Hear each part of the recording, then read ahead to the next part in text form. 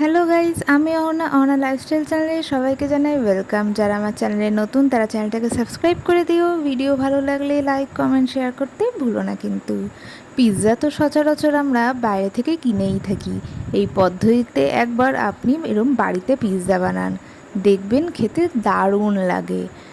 Pizza বানানোর জন্য আমি পিৎজা ডোটা বাইরে থেকেই কিনে এনেছিলাম। তার ওপর আমি দিচ্ছি পিৎজা পাস্তা সস দিয়ে খুব ভালো করে স্প্রেড করে নিচ্ছি। তারপর আমি দিচ্ছি 1 চামচ মতো মেয়োনিজ, এটাও খুব ভালো করে স্প্রেড করে নেব।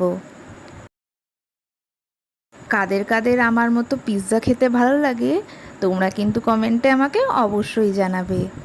তারপর আমি এখানে চিজ কিউব ইউজ করছি, চিজটাকে আমি এখানে কুড়িয়ে দিচ্ছি, দেখতে ঠিক এমন হবে।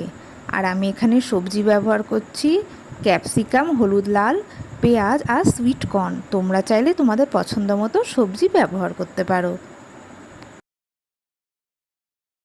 দেখো কতটা কালারফুল দেখতে লাগছে।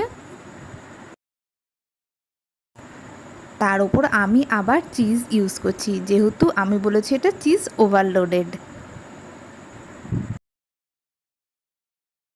এই পিৎজাটা তোমরা কিন্তু বাড়িতে অবশ্যই বানিয়ে আমায় কমেন্টে জানাবে যে কেমন হয়েছে। এই যে আমি ভরে ভরে এটার ওপর চিজ দিয়ে দিয়েছি, দেখতেই পাচ্ছ তোমরা। তার ওপর আমি ব্যবহার করছি অরিগ্যানো।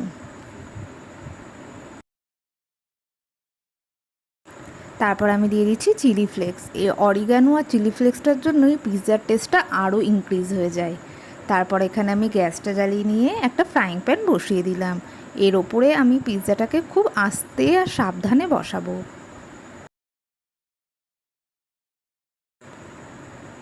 ঠিক এরকমভাবে। তারপর আমি একটা ঢাকনা দিয়ে এটাকে ঢেকে দেবো, যেহেতু ঢাকনাতে একটা ছিদ্র আছে। একটা লবঙ্গর সাহায্যে আমি সেটা বন্ধ করে দিলাম, দিয়ে 15 মিনিট মতো আমি এটা গ্যাসে স্লো ফ্লেমে রেখে দেবো। এই যে আমার কী সুন্দর পিৎজা তৈরি হয়ে গেল। তোমরা ওই পিৎজাটা একবার বাড়িতে অবশ্যই বানাবে। Thank you for watching.